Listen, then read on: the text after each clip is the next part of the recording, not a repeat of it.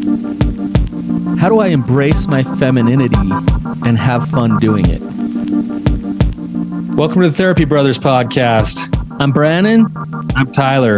We're brothers. We're therapists. And we know recovery. Bring your stories, your questions, your successes with real recovery.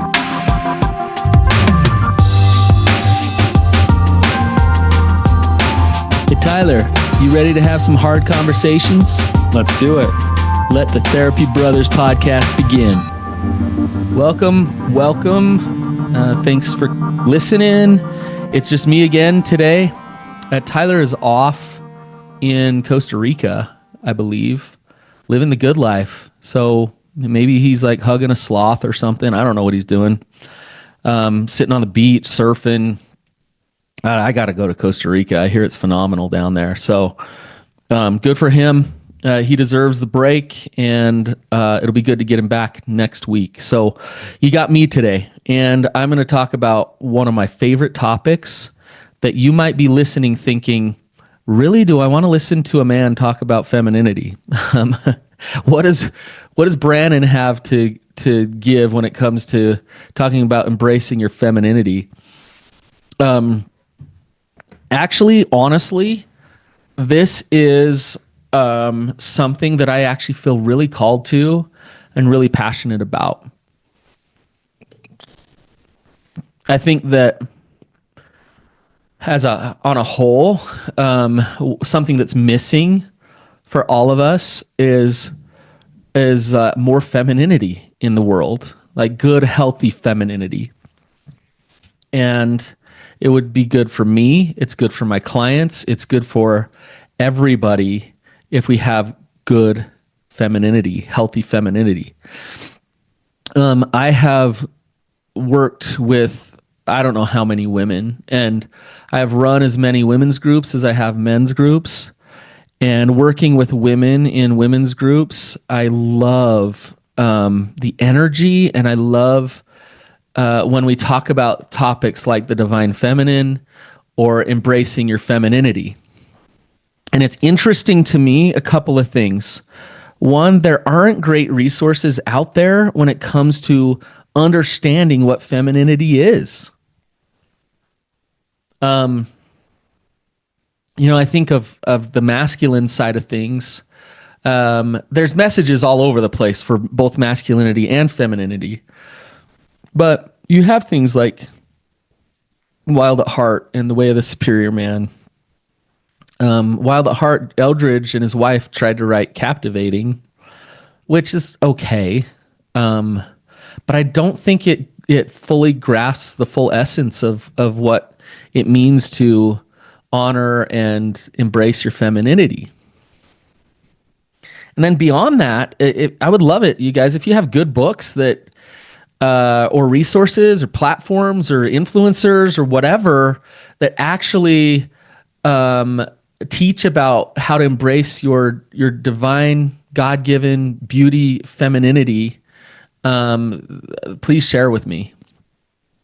I am finding more on social media that there's some good resources when it comes to femininity. In fact, I saw a post this morning. I forget who it was by, but it was really feminine in nature. And it was really awesome and healing and good. And I think there's a lot of that going on right now, which is good. I'm going to go through some practices and some things that you can do to actually embrace your femininity. And if you're a man listening to this, a couple of things I'm going to say to you. One is you actually have some femininity inside of you, believe it or not. Now, some of you are like, I know that. I'm very feminine. But some of you might be like, what? Like, I'm a man. Like, it's all about masculinity. Well, we all have a little bit of both in us, some more than others. And so embracing your femininity is a good thing, even as a man. The other thing to consider is supporting your partner, supporting your spouse, your wife, the women in your life, your daughters, to actually embrace their femininity, because subconsciously they're being told to reject it. In the world that we live in, it's very patriarchal. It's very masculine. And without even knowing it, femininity is rejected and pushed out. And I'll give you some examples of this. The 9 to 5, 5 days a week work week, that's a masculine thing. We are expected to show up to work and do that and consistently do it over and over again. Masculinity is about consistency. Femininity is cyclical. And, we don't honor that. We don't honor that in the way that we run things. That's just one example. And I could go on and on about ways in which femininity has been pushed out and pushed aside, and toxic masculinity has replaced it. But that's not what this episode is about. This episode is about giving yourself permission to fully embrace and step into your femininity. Okay, so these are just some suggestions. In order to take these suggestions on, you have to be open to and very, very aware of that there is a difference between masculinity and femininity, and it's actually a really good thing. There's both are beautiful and important. Both are so incredible, but they're different. And because masculinity is one thing and femininity is another, it doesn't mean that one is better than the other. That's an immature view of the polarity of masculinity and femininity. It's what gets us in trouble. It's not a competition. It's about support of each. And so when I talk about femininity and I talk about certain things, sometimes people can be like, well, yeah, now you're saying that's all femininity is. And, the truth is if I say, things like being steady or results oriented, that is masculine. That is masculine. And I know that might be, well, as a woman, does that mean that I can't be those things? No, you absolutely can be those things. And maybe you are those things, but that would be more in the essence of masculinity. And because that's masculinity, femininity supports that. Now, femininity is different than that. And it's things that the masculine is not. Okay? So it's not a competition. You have to be mature to understand healthy polarity between the masculine and the feminine. And when I talk about embracing your femininity, it's been rejected for so long. It's starting to come back, and I love it.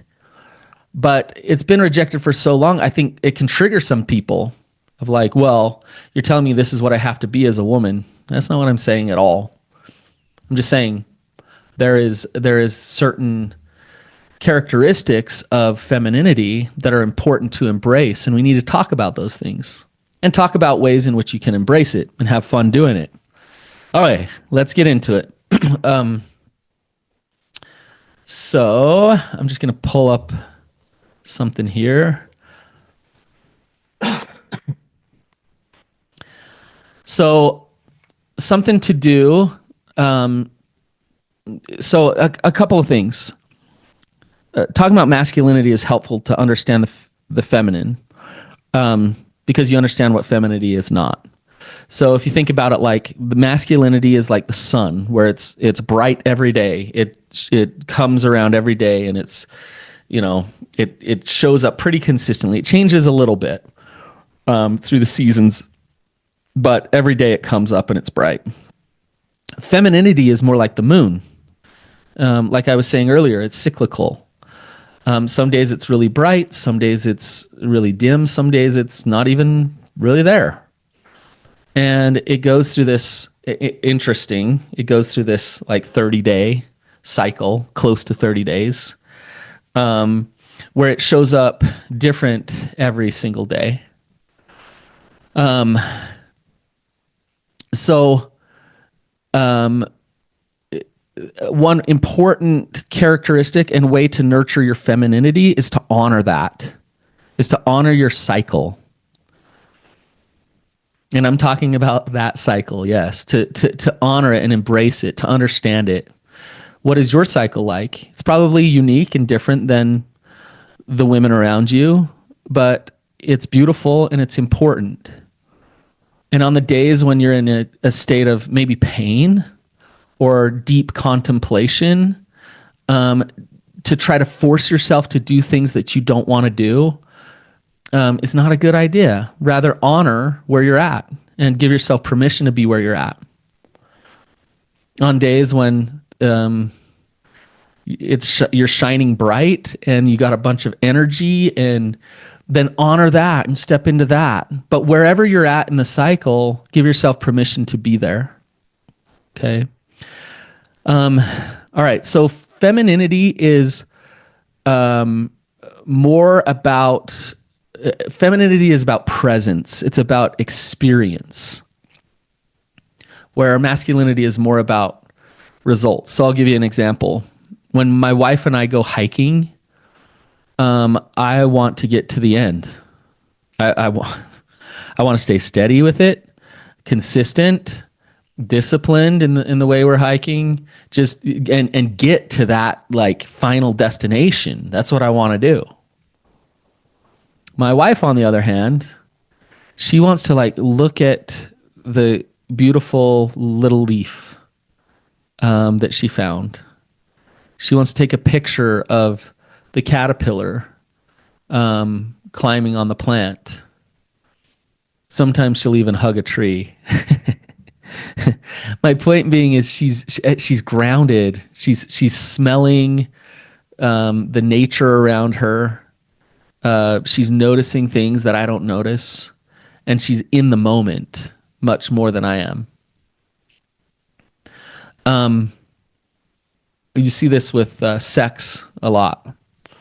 You know, a man is about getting to the end result. Let's figure this out. Let's help you get there, and let's get there myself, and that's the goal, and that's what we're doing. Where the feminine is more about the overall experience, the senses, the sensuality, the things that you're experiencing in those moments. The things you smell, the things you hear, the things that you touch. Okay? So to embrace your femininity, then give yourself permission to practice being present and connecting to your senses. That is a practice in embracing your femininity. Okay, another one that's really important is intuition. Women have a sixth sense. There's this deep knowing or understanding that a lot of times men don't get or understand. Now, a lot of men do have good intuition, but it's more of a feminine trait. Women are close to God, close to truth, connected to energy. So embracing your femininity means to trust that intuition and to accept it and to not discount it, and to actually give yourself permission to listen. And you're not crazy. You're not just out there. You're feminine, and you're getting downloads. You're getting flow. There's truth that you're feeling. It's not just beating into your head. Okay. All right. The next one that I give, I don't know if it's fun, so to speak, but it's a great way to practice femininity. There's a reason why there's such thing as a man cold, and it's because men have a hard time persevering. Women are tough when it comes to perseverance, and the feminine is built that way because we need that to survive as a species because of pregnancy and childbirth. Going through pain one day at a time, getting sick while you're pregnant. I can't even speak to this, obviously, because I've never been pregnant. So, but I can't imagine the amount of perseverance that it takes to actually bring a life into this world. I think it's beyond comprehension to men of what that must really truly be like. So how does that boil down to your day-to-day life? Practice perseverance. Practice pushing through some things that are difficult. Perseverance that maybe your husband or brother or dad can't do, but you can. Things like you might be able to sit down and actually do the tedious task of going through all of your paperwork to get your taxes done. That's a feminine, attribute to be able to sit there and do that. That's just an example. Just this morning, my wife was cleaning the kitchen and just getting all the little things done, and I got to be careful here because I'm not saying that women clean the kitchen and men don't. That's not what I'm saying. What I am saying, though, is that she can stay steady on these like menial, difficult tasks, and that is a feminine trait, and that's amazing. Okay, I'm gonna put a few together here. But loving, femininity is loving. My youngest son, he loves me a lot, and we're boys, and we do all kinds of stuff together, and he's like one of my most favorite people ever. But he's a mama's boy. He if he could go jump into my arms or my wife's arms, he's jumping in her arms, and the reason is because he feels her love. Just her natural ability to love him with tenderness. That's another feminine trait. A tender love, a nurturing love, a patient love that can just hold someone and be there for someone.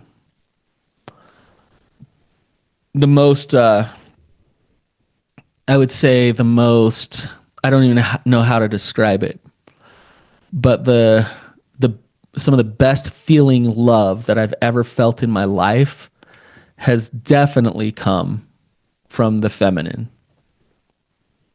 My mom, my grandma, just feeling them hold me, see me, love me, know me. Okay, so practicing femininity is holding that space for people and just loving them in the ways that you can. A lot of times men have a hard time with empathy because they want results. They want to fix it. They go to fix it mode. Men have a hard time with presence and just staying in that moment with somebody's feelings. I think with my therapy skills, a lot of times I really have to tap into my femininity in order to like hold space for people in a therapy session. All right. So let's talk about nurturing for a second. What is nurturing? Yeah, a lot of times when we talk about femininity, one of the first things that comes up is nurturing. And it's like, well, okay, well, what does that mean? I think of, when we're born as babies, human beings are the most helpless babies ever. We would die if we didn't have parents to take care of us and nurture us. Whereas like, I don't know, a bear or something probably could figure out how to survive. Maybe a bear is a bad example, but you get it. We are designed as human beings to need nurturing to survive. And the masculine is not good at nurturing. The masculine is out providing, doing other stuff, but the feminine is there to nurture. And what that means is to caretake for somebody, and not in a bad way, caretaking, but to caretake for somebody for their survival. Let me make sure you're fed. Let me make sure you're warm.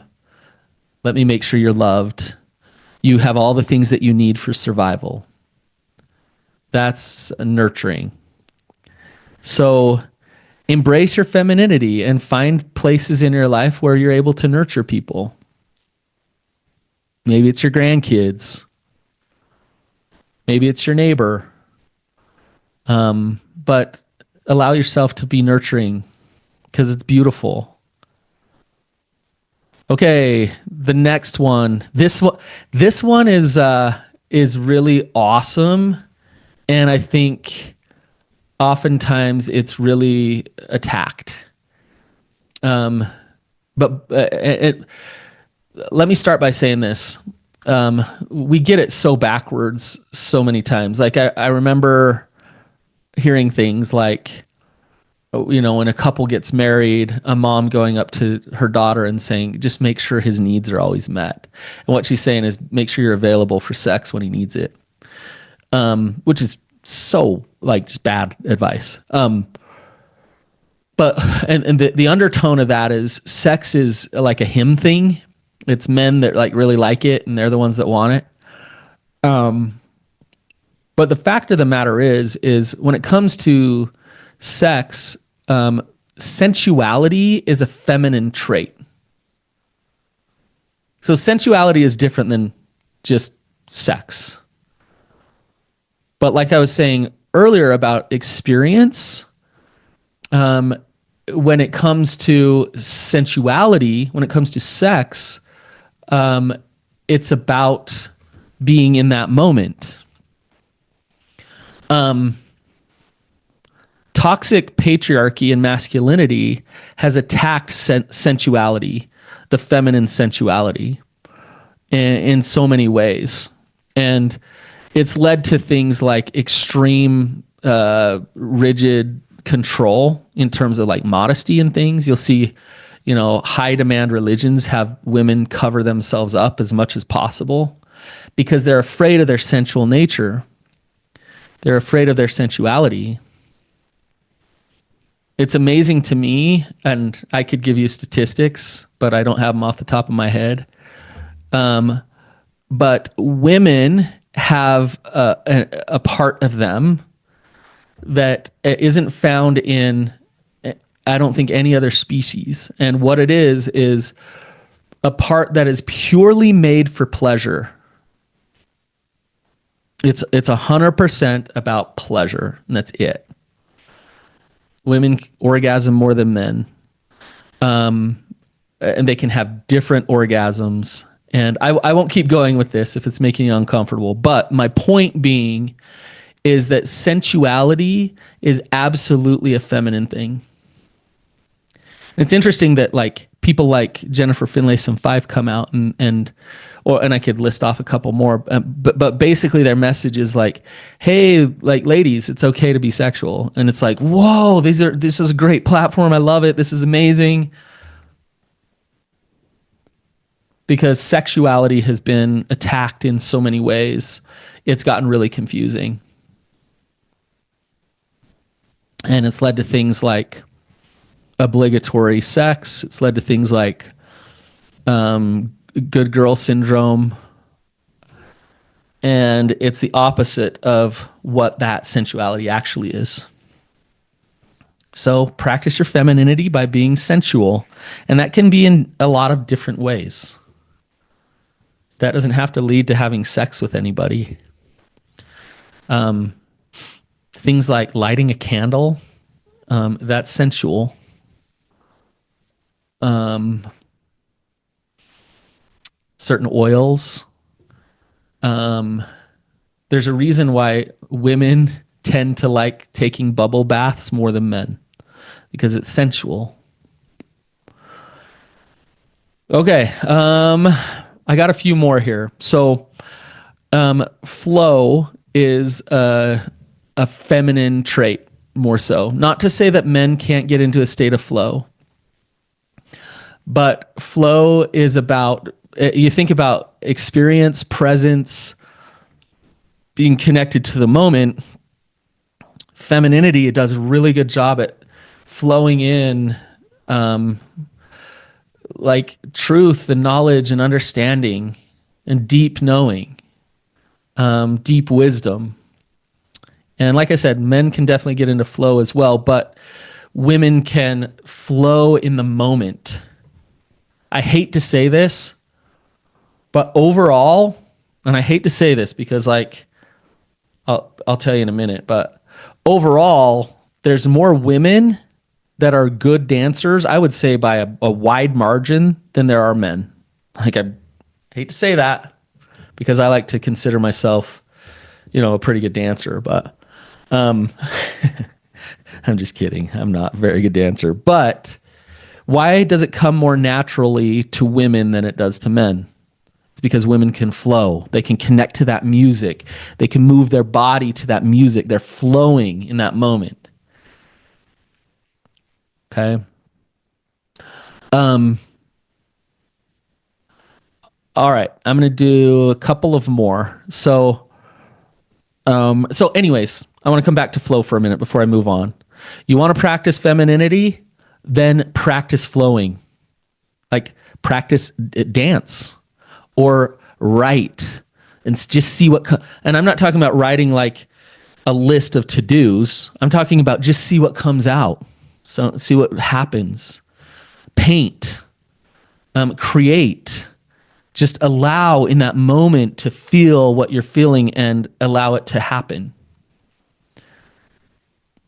So that's what flow is. Okay.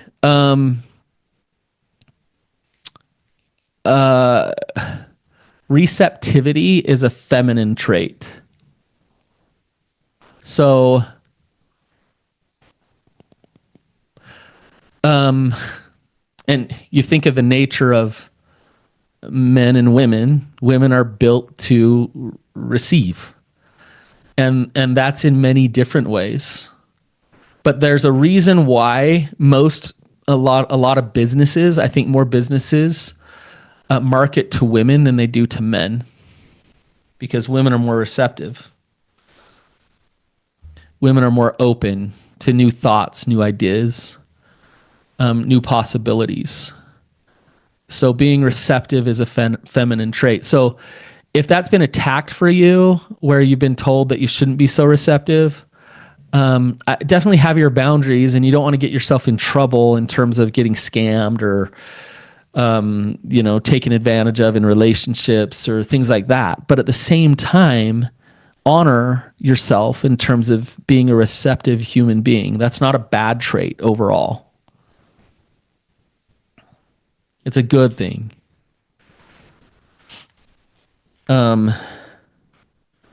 New ways of thought, new possibilities. Be open to that. Okay, and then one of the last ones. Oh, I want to share. Actually, I have two more.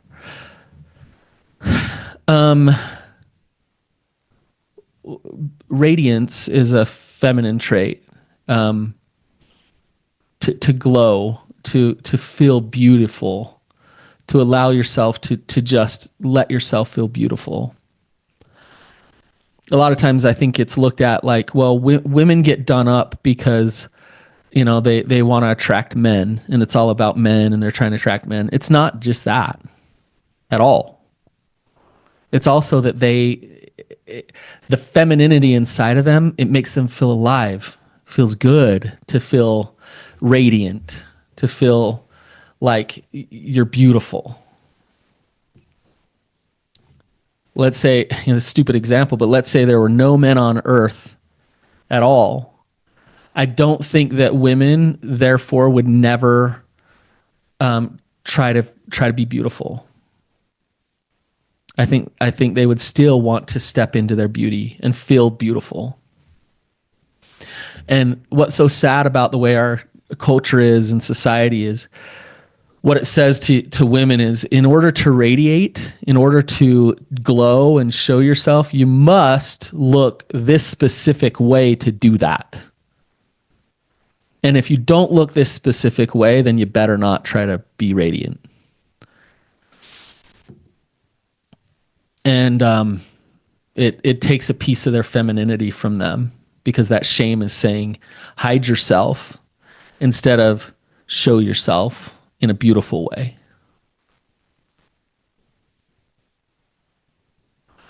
Some of the overreaching messages on modesty also are saying cover your radiance. And I'm not saying go out and be immodest and what, that's not what I'm saying. But what I am saying is there are messages that say you shouldn't radiate out there. And absolutely, like, find places that you feel comfortable, just being as beautiful as you can be. All right. The last one is surrender. This is an interesting one, because I think that femininity has an ability to let go, and masculinity in a lot of ways is more about, like, let's fix it. Let's make sure it changes or becomes what we need it to be. Where femininity can say, you know what, I'm gonna, like, surrender to what is. This can be a really hard one for femininity, especially when we're talking betrayal and things like that. Where, you know, if you're receptive and it's about flow and sensuality and all these things, when you're in a state of danger, those things can't happen. Those things don't happen. And so a lot of times what you'll do is you'll try to become more masculine in order to protect yourself. And you have to sacrifice all of these things, like the surrender, receptivity, the tenderness, the nurturing. You have to surrender all of those things in order to protect yourself. For femininity to fully radiate, to flow, to be, it requires a willingness and an ability to surrender, which then requires safety. You have to feel safe in order for all this to happen. Okay.